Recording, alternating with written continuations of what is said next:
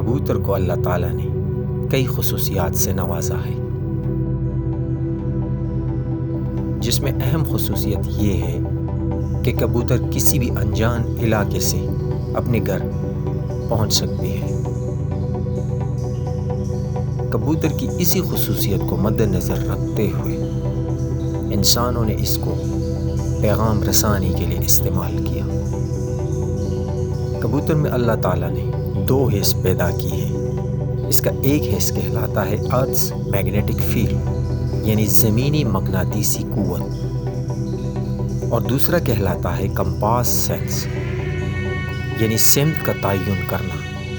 اور انہی 2 قوتوں کے بدولت کبوتر 1000 کلومیٹر دور سے اپنے گھر پہنچ سکتے ہیں۔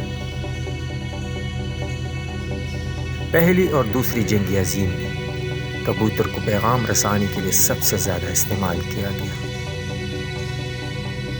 اور صرف امریکہ نے ہی 600 کبوتروں کا استعمال پیغام رسانی کے لیے فرانس میں کیا۔ دوسری جنگ عظیم میں برطانیہ نے 2,50,000 کبوتروں کا استعمال پیغام رسانی کے لیے کیا۔ آج ہم اسی قسم کا ایک تجربہ کرنے والے ہیں۔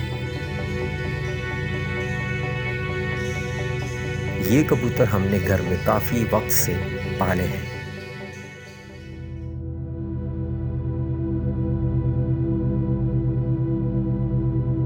ہم ان میں سے 2 کبوتر گھر سے بہت دور لے جائیں گے اور مختلف جگہوں سے ان کو چھوڑیں گے۔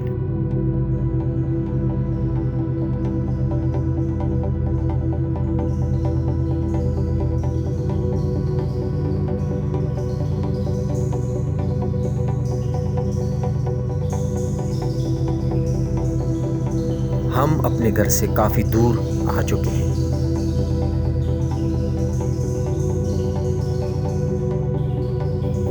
یہ ہم نے پرچی لکھی۔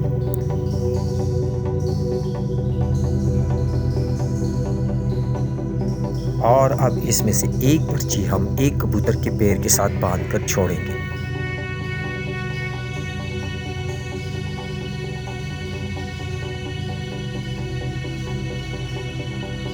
اور یہ اب ہم نے ایک کبوتر کو چھوڑ دیا۔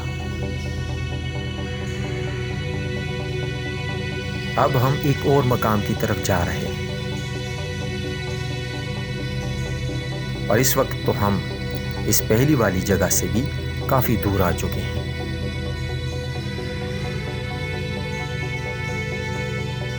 یہ دوسری پرچی ہے جو ہم دوسرے کبوتر کے پیر سے باندھ دیں گے۔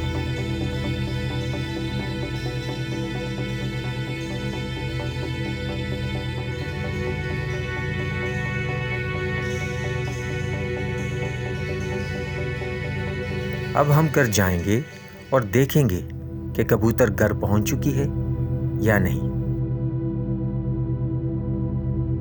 گھر پہنچ کر ہم نے دوبارہ دونوں کبوتروں کو اسی جگہ سے پھر چھوڑے تاکہ گھر پر بیٹھ کر کبوتروں کو آتے ہوئے ریکارڈ کر سکیں۔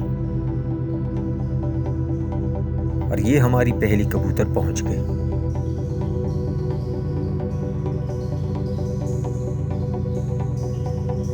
اور اس کے پیر کے ساتھ بندھا ہوا پیپر آپ کو نظر آ رہا ہوگا۔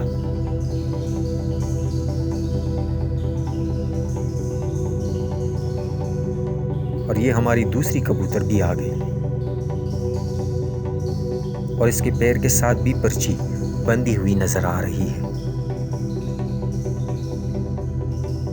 اور اب ہم آپ کو وہ دونوں پرچیاں دکھائیں گے۔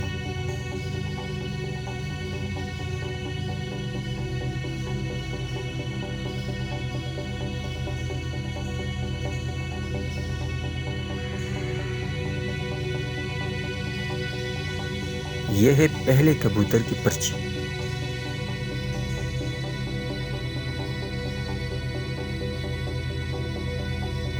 اور یہ ہے دوسرے کبوتر کی پرچی۔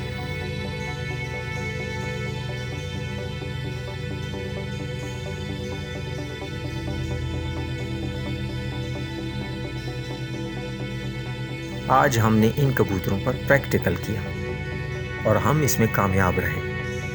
ویڈیو دیکھنے کے بعد آپ کو پتہ چل گیا ہوگا کہ کبوتروں کو پیغام رسانی کے لیے کیسے استعمال کیا جاتا ہے۔